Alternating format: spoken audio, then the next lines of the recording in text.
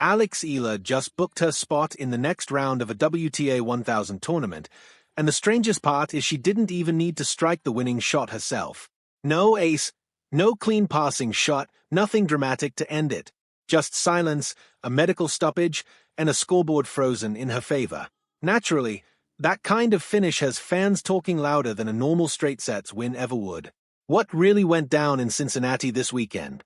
Why did the match wrap up the way it did? And why hasn't her opponent said a single word since? Let's break it down properly, because there's more to this story than the final scoreline lets on. If you've been following Filipino tennis lately, you already know Eala isn't just one to watch anymore. That label belonged to her a year or two ago, back when she was the promising junior everyone was rooting for but not necessarily expecting big things from just yet. Things have changed fast. At 21, she now holds a career-best world ranking of 20. She's already collected her first WTA Tour trophy from Washington, and she walked into Cincinnati as the 17th seed, the highest seeding she's ever carried into a tournament of this size. Being seeded that high means something simple but important. Other players are now the ones studying her game, not the other way around. And this particular match gave everyone plenty to study. To understand why this result carried extra weight, you need to rewind to 2024. Eala and Elena-Gabriela Ruse had crossed paths exactly once before that, during the final round of US Open qualifying. That meeting didn't go her way. She took the first set with ease, 6-3, only to watch the match unravel from there as Ruse clawed back to win the next two sets and the match. It wasn't a blowout loss, which somehow made it sting more. Results like that tend to sit with a player until there's a chance to settle the score. That chance arrived on Saturday. Ruse, ranked outside the world's top 70, wasn't some easy draw either. She'd already upset a seeded opponent just to reach this round, so nobody expected a walk in the park for Eala. And for a few minutes, it looked like the tougher path fans feared. Ruse broke serve immediately, and there was a brief moment where the 2024 result seemed to be replaying itself. Then Eala flipped a switch. She steadied her own serve, began dictating points with the tricky angles her left-handed game creates, and ripped off 6 straight games to close the opening set 6-1. She didn't ease up either, breaking serve again right out of the gate in the second set to build a 3-0 cushion. Whatever hesitation cost her in 2024 was nowhere to be found this time. Then, out of nowhere, tennis stopped being the story. Partway through the second set, Ruse waved for a medical timeout so trainers could tape up her right foot courtside. Not long after play resumed, the sky over the venue turned dark, lightning was reported nearby, and officials halted the match completely, clearing the grounds with the score locked at 6-1, 3-0 in Eala's favor. The plan was to restart once the storm passed. That restart never happened. When it came time to return to the court, Ruse chose to retire rather than risk further damage to an injury that had already interrupted the match once. Here's the part that seems to confuse a lot of viewers, so it deserves a clear explanation.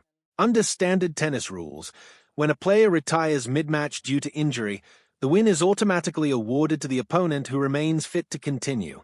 There's no committee review, no special exception, no controversy built into the process. It's the same regulation the tour has applied for decades, without variation. Eala advanced simply because Ruse's body wouldn't let her keep playing. The scoreline is nothing more than a snapshot of where the match stood the instant it was called off. What's still genuinely unknown is what comes next for Ruse.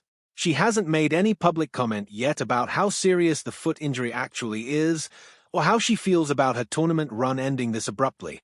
Tournament staff confirmed her retirement and wished her a smooth recovery, and Eala, speaking right after the match, said she didn't feel comfortable treating it as a celebration given how it ended, offering Ruse the same well wishes. That silence isn't necessarily a red flag. Plenty of athletes take time to process an injury before addressing it publicly. Still, it's easy to see why fans remain curious, especially with a head-to-head between these two now tied at 1 win each.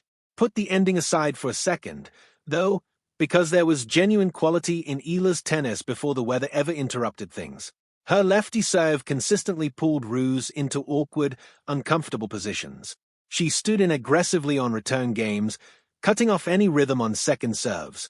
And after conceding that early break, there was no sign of frustration in her body language, just a calm, deliberate climb back into control of the match. Would that level have carried her through a full 3 sets against a fully healthy opponent fighting for every point? There's no way to know for sure, and that lingering question is part of why some fans see this win as a little incomplete. Eala has built a reputation for finishing matches with her own racket, and a walkover, no matter how lopsided the score looked, doesn't quite deliver that same sense of closure. What this run does make clear, though, is the trajectory of her season. She broke through with her maiden tour title in Washington, knocking off the world number 3 in the final. She pushed deep into the Canadian Open before a former Olympic champion ended her run. And now she sits at a career-high ranking heading into the later stages of one of tennis's biggest non-major events. Each result is adding another chapter to a story Filipino tennis fans have been waiting a long time to see written, because she isn't the promising junior anymore, and she isn't just a talented newcomer either. This is a player actively building the resume of a legitimate top-tier contender, one tournament at a time. That's part of why this moment resonates so deeply back home, from kids just discovering the sport to overseas workers squeezing in highlights between shifts. Her success has stopped being something fans simply observe from a distance. It's become something they feel a part of. None of that, though, decides what happens next. Waiting in the third round is Amanda Anisimova, the American 9th seed and world number 10, fresh off a straight sets win of her own. The two have never played each other, so there's no prior meeting to draw from, just two players in good form meeting for the first time on a major stage. Anisimova brings raw power and a ranking earned by consistently beating top-level competition. For Eala, this is a genuine test of where she stands, the kind of match that will reveal whether Saturday's dominant start was real form or simply a favorable matchup that ended before it could be fully proven. So here's where things stand heading into the next round.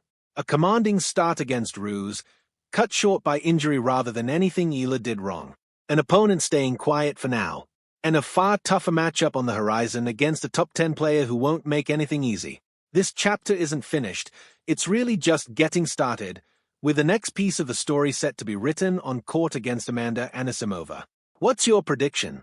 Does Eala carry this momentum into a real top 10 statement win, or does Anisimova turn out to be the wall many expected to eventually show up in this draw? Drop your thoughts below, and stick around if you want to follow the rest of her season as it unfolds.